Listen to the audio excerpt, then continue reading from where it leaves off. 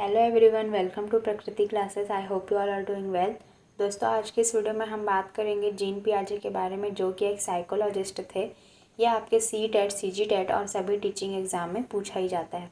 इन्होंने जो थ्योरी दी थी उसमें से हर एक पॉइंट बहुत ही इंपॉर्टेंट है, तो आप वीडियो को पूरा देखिए, क्योंकि पूरा देखने से ही आपको सारी चीज़ें अच्छे से समझ में आएंगी, क्योंकि आपके एग्ज़ाम में इन्हीं छोटे छोटे पॉइंट से ही क्वेश्चंस पूछे जाते हैं। तो चलिए शुरू करते हैं आज की क्लास को। तो सबसे पहले आपको पता होनी चाहिए कि इन्होंने कौन सी थ्योरी दी थी। तो इन्होंने दी थी संज्ञानात्मक विकास का सिद्धांत। ये थ्योरी इन्होंने दी थी, जिसे आप कॉग्निटिव डेवलपमेंट थ्योरी भी कहते हैं। इसमें आगे लिखा गया है कि जीन पियाजे स्विट्ज़रलैंड के मनोवैज्ञानिक थे।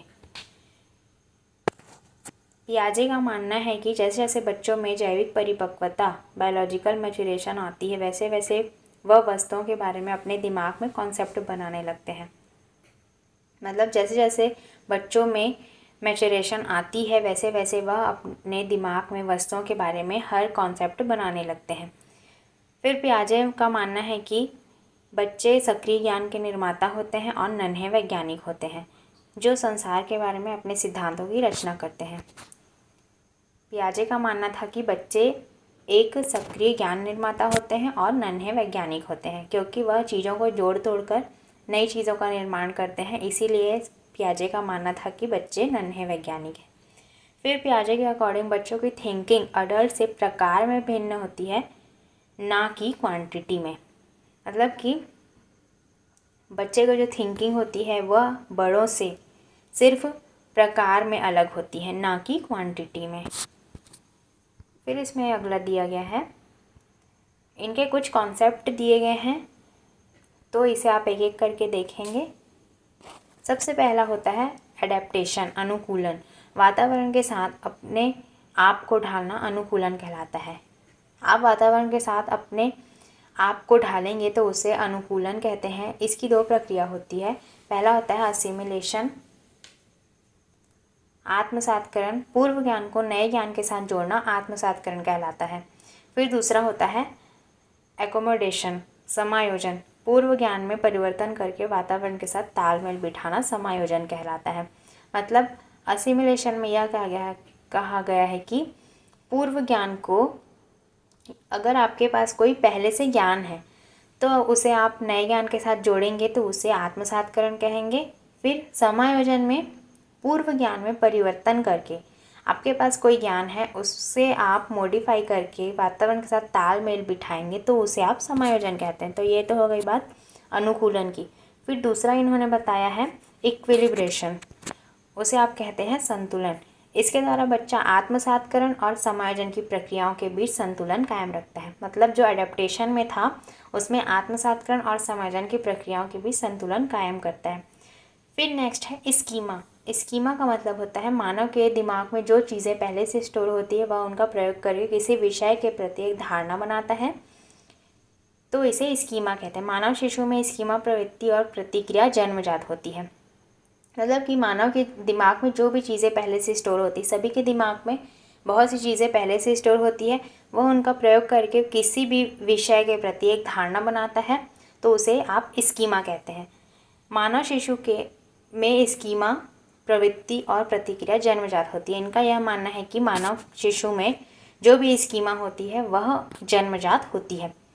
फिर नेक्स्ट है ऑर्गेनाइजेशन, जिसे आप कहते हैं संगठन। पियाजे के सिद्धांत में संज्ञानात्मक प्रणाली के लिए स्कीमाओं को पुनर्व्यवस्थित करना, उन्हें स्कीमाओं से जोड़ने को संगठन कहा जाता है।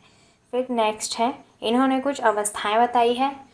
यही आपके एग्ज़ाम में बहुत ही इम्पॉर्टेंट होते हैं, क्योंकि इनसे ही क्वेश्चंस पूछे जाते हैं। इन्होंने बताई थी 4 अवस्थाएं। सारे ही स्टेजेस बहुत ही इम्पॉर्टेंट है, तो आप इसे एक एक करके देखेंगे। सबसे पहला होता है संवेदी पेशी अवस्था, सेंसरी मोटर स्टेज। इसकी अवस्था होती है 0 से 2 साल।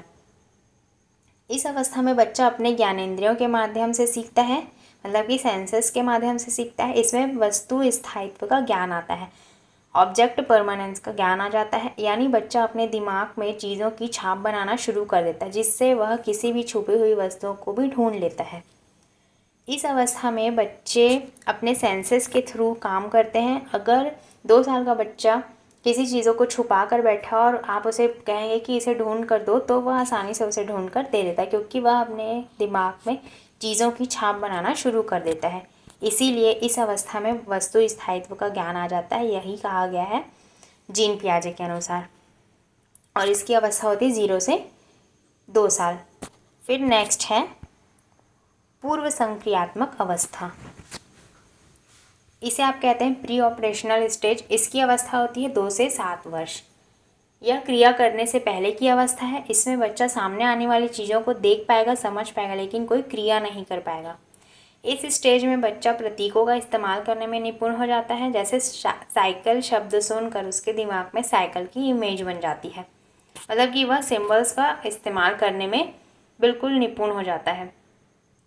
उसके सामने आप किसी भी चीज़ों को रखेंगे तो वह उसके दिमाग में एक इमेज बन जाएगी, जिससे वह किसी भी चीज़ों को अच्छे से समझ पाएगा। फिर इस स्टेज में लक्ष्य निर्देशित व्यवहार की क्षमता भी आ जाती है। ये भी आपके एग्ज़ाम में पूछा गया है। हर एक स्टेज में हर एक पॉइंट बहुत ही इम्पॉर्टेंट है, जिसमें से ही क्वेश्चंस पूछे जाते हैं। फिर नेक्स्ट है, इसी में आपका बहुत सारे चीज़ों को बताया गया है, तो एक एक करके आप इसे देखेंगे। ये जो सारे पॉइंट्स हैं ये सारे ही इम्पॉर्टेंट हैं। सबसे पहले प्री ऑपरेशनल स्टेज में आता है जीववाद, एनिमिज्म। जब बच्चा सजीव और निर्जीव दोनों में अंतर नहीं कर पाता। अगर आप 2 से 7 वर्ष के बच्चों को पूछेंगे कि सजीव और निर्जीव वस्तु क्या है, तो वह उसमें अंतर नहीं कर पाएगा।